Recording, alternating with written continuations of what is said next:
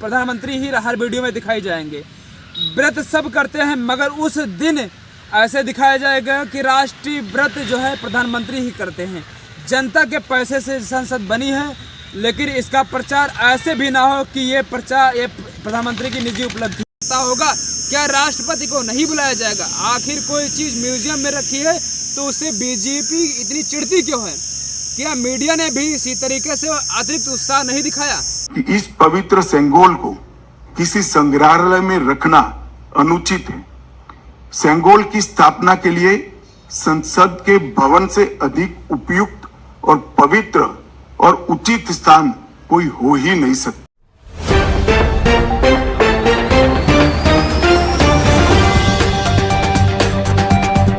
आप देख रहे हैं आज़ाद भारत तक न्यूज। आज संसद भवन का उद्घाटन है। प्रधानमंत्री जी बहुत ही ठाठ बाट से वहां पर पहुंचे हैं और हम बात करने जा रहे हैं कि जिस धरती पर हम लोग खड़े हैं, ये धरती हो सकता है दिल्ली की नहीं हो, लेकिन भारत की धरती जरूर हो। ये जो आप खेत खलिहान देख रहे हैं, यही से जो है पैसा कमाकर जो है अन्न उपजाकर जो किसान बेचते हैं और किसान के जो है तमाम मोटी रकम, मेहनत की रकम जो उनके जाती है, फिर उसके बाद संसद भवन का निर्माण किया जाता है। मतलब हर एक भारतीय के टैक्स के पैसे से जो है संसद भवन का निर्माण किया गया है।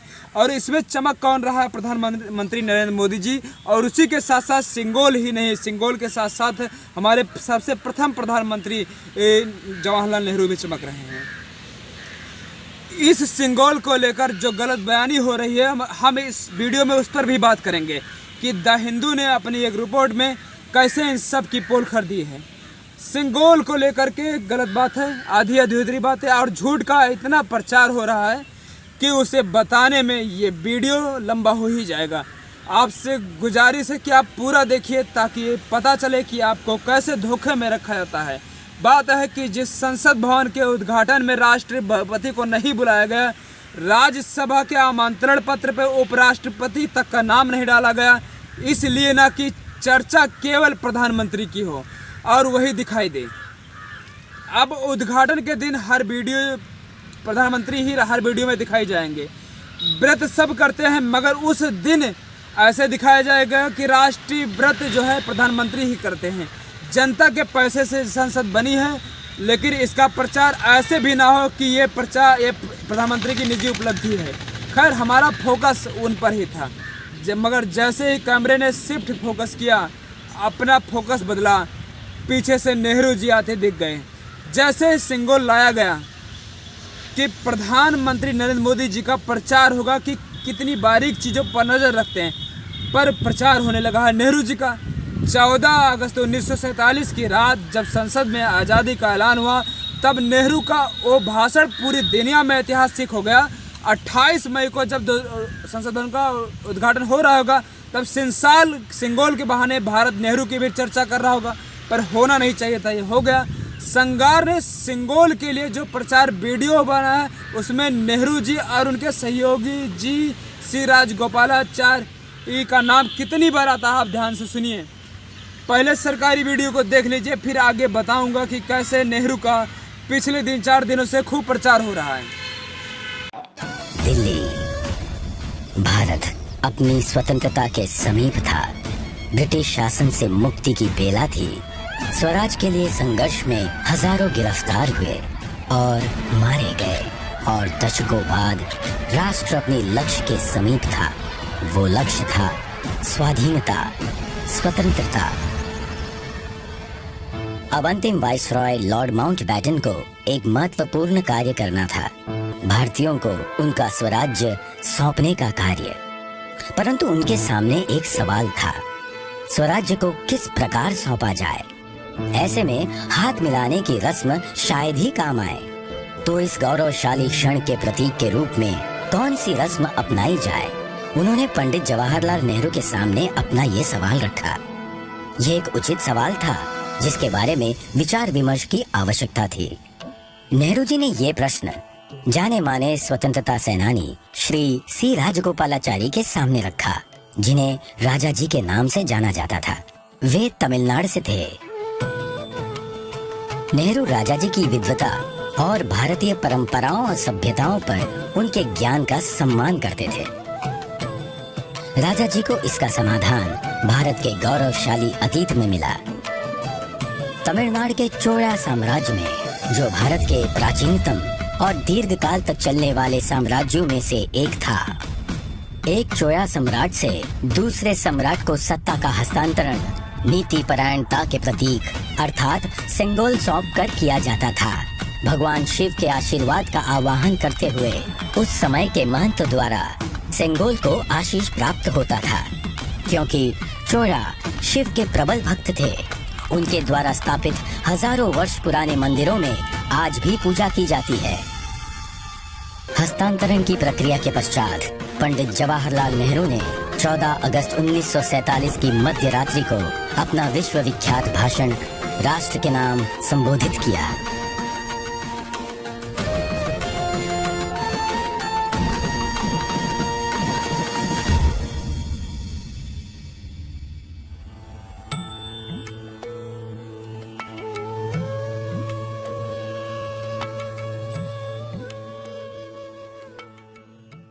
दो 2014 से नेहरू को अधर्मी और भारत के धार्मिक परंपराओं से नफरत बनाने वाले के रूप में पेश किया जा रहा है। आईटी सेल और व्हाट्सएप यूनिवर्सिटी के जरिए अभी तक अनेक पोस्ट आप तक पहुंचे होंगे, आपने मान भी लिया होगा। अब सिंगोल के जरिए उस नेहरू का महिमा मंडल हो रहा है कि भारतीय परंपराओं और धार्मिक मान्यताओं पर उनकी पकड़ कितनी गहरी थी। सिंगोल की चर्चा में नेहरू जी आ ही जाते हैं। जब नेहरू जी आ गए हैं तब संसद भवन का उद्घाटन राष्ट्रपति भी कर सकती थी। विपक्ष की भले न माने, प्रधानमंत्री के जनता की बात तो मान ही सकते हैं। आपको याद ही होगा कि पिछले साल जनवरी को प्रधानमंत्री महंगाई पर घिर गए, इतना घिर गए कि नेहरू का सम्मान उनकी जुबान से छलक गया था। ऐसे महंगाई पर कांग्रेस के राज में पंडित नेहरू जी ने लाल किले से क्या कहा वो जरा आपको मैं बताना चाहता हूं। पंडित नेहरू देश के पहले प्रधानमंत्री लाल किले से बोल रहे हैं। देखिए, आपकी इच्छा रहती है ना मैं पंडित जी का नाम नहीं बोलता हूं, आज मैं बार बार बोलने वाला हूं। आज तो नेहरू जी ही नेहरू जी।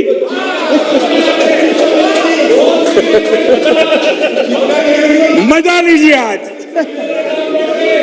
आपके नेता कहेंगे मजा आ गया।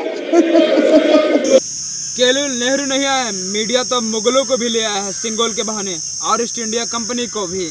वैसे मीडिया में सिंगोल को लेकर जो रिपोर्टिंग हुई है उस पर हम आगे जरूर बात करेंगे, बड़ा गंभीर मसला। लेकिन पहले नेहरू बनाम मोदी का मुकाबला देख लेते हैं। आज तक ने अपनी वेबसाइट पर लिखा है कि सिंगोल राजदंड आखिरी बार मुगल साम्राज्य द्वारा 1526 से लेकर 1857 लिखा गया है, इस्तेमाल किया गया है।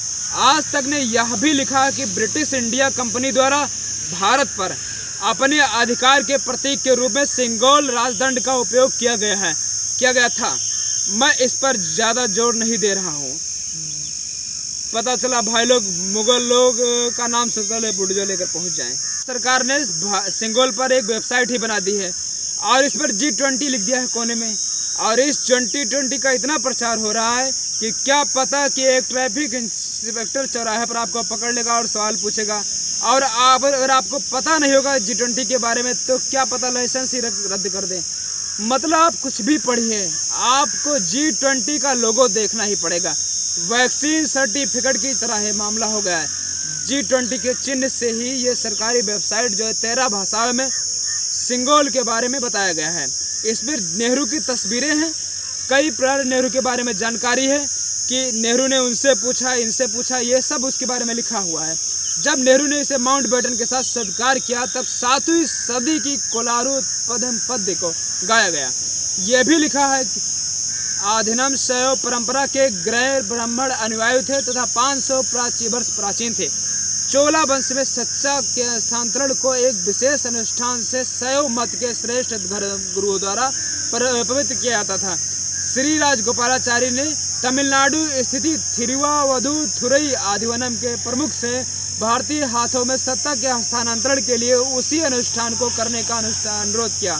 आदिनम ने इस कार्य को संपन्न करने के लिए अगस्त 1947 में कुछ लोगों के लिए एक विशिष्ट समूह को दिल्ली भेजा। इस वेबसाइट पर प्रतीकों का महत्व समझाया गया है। लेकिन राष्ट्रपति भी एक तो महत्वपूर्ण प्रतीक है, उनके सम्मान का क्या हुआ? जब अम्बेडकर ने 4 नवंबर को 1948 को संविधान समिति के सामने ड्राफ्ट कॉन्स्टिट्यूशन को पेश किया, तब उन्होंने ही कहा था कि राष्ट्रपति देश का प्रतीक है। फिर उनसे उद्घाटन क्यों नहीं कराएगा? बल्कि संसद की जो संवैधानिक प्रमुख जो है वही है, इनमें से कई बातों को चुनौती दे चुकी है। हम हिंदू के लेख के बारे में बात करते हैं, लेकिन पहले हम नेहरू का हिसाब कर लेते हैं। आप ही बताइए कि नेहरू धार्मिक परंपराओं के प्रति कितने संवेदनशील और गंभीर नजर आते हैं। बेशक उन्होंने श्री राजगोपाल से पूछा और उन्होंने सरकारी कथा के मुताबिक बहुत मेहनत से इसकी खोज की। नेहरू ने इसे स्वीकार किया और 7वीं सदी की पद्य रचना के गायन के साथ इसे ग्रहण किया। इतना सब नेहरू ने किया, फिर भी रविशंकर प्रसाद बहुत गुस्से में है कि इतिहास भुला दिया गया। जनाब, इतिहास की याद तो आपको आज आई है। 1947 को सोचिए, जब भारत के इतिहास को पर्याप्त किताबें भी नहीं थी। नेहरू का इतिहास से कितने गहरा रिश्ता रहा होगा कि चोला साम्राज्य से जुड़े राजदंड को ले आए। एक तरफ सरकार के प्रचार वीडियो में नेहरू हो रहा है, तो दूसरी तरफ रविशंकर प्रसाद नेहरू पर ही गुस्सा हो रहे हैं कि वॉकिंग स्टिक की तरह इसे इस्तेमाल किया जा रहा था छड़ियों को।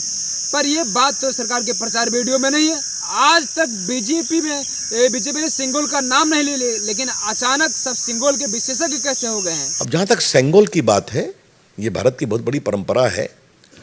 आज भाजपा की ओर से एक सवाल मुझे पूछने की इच्छा जरूर है कि सेंगोल जो दक्षिण भारतीय आध्यात्मिक सांस्कृतिक धरोहर है भारत के इतिहास की, वो नेहरू जी की वॉकिंग स्टिक कैसे बन गई?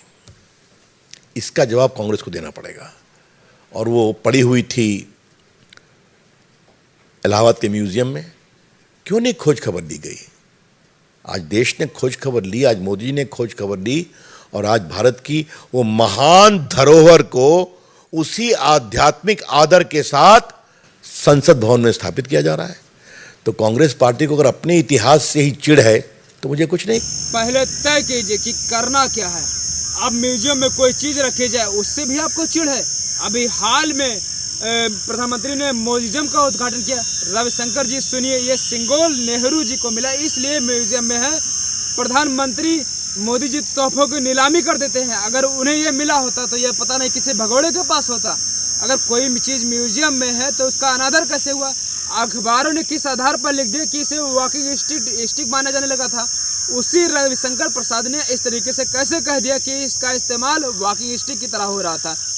क्या बीजेपी IT सेल के चीफ अमित मालवीय के स्ट्रीट है जिसमें सिंगोल के नीचे अंग्रेजी में लिखा है नेहरू को भेंट की गई टहलने की छड़ी? अमित मालवीय कम से कम ये तो देख लेते कि म्यूजियम की तस्वीर में नहीं लिखा है कि इसका संबंध सत्ता के हस्तांतरण से है।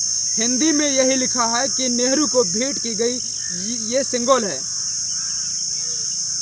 और नेहरू के खिलाफ एक नया अभियान चल रहा है। कैसे ये धार्मिक चीज़ों का अनादर करते थे, क्लियर ही नहीं है। एक तरफ बता रहे हैं कि धार्मिक चीज़ों का अनादर कर रहे थे तो कि दक्षिण से सिंगोल मंगाए, और अब कह रहे हैं कि तहड़ने की छड़ी को इस्तेमाल करते हैं। भाई क्या करना चाह रहे हो आप? सिंगोल क्या, कोई भी प्रतीक उसका अपना महत्व होता है। मैं उस महत्व को कम नहीं कर रहा हूँ, लेकिन अचानक ऐसी भावुकता की पैदी की जा रही है जिससे भारत का सारा गौरवशाली इतिहास का सारा ही गौरव इसी सिंगोल में समाहित हो गया है। आपको अभी तो आज ही पता चला है रविशंकर जी, मतलब 2014 से आज तक आपको नहीं पता चला। महान परंपरा से आप भी अनजान रहे। दांव पर भविष्य के क्या पर विपक्ष के साथ ऐसा बर्ताव होगा?